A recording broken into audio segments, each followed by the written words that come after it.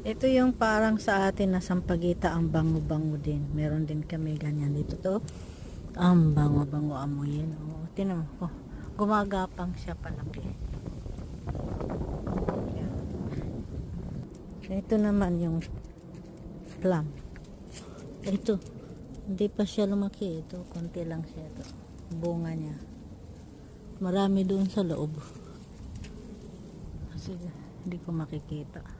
Tingnan mo yung apple, guys. Oh. Kahit maliit na, namumula na. Oh. Ito yung tawag na Royal Gala Apple. Maliit pa, pula na siya. Crunchy na crunchy yan. Oh. Oh. Ganda siya. Kasi ginawa kong bonsai maliit. Ito, maaabot ko lang.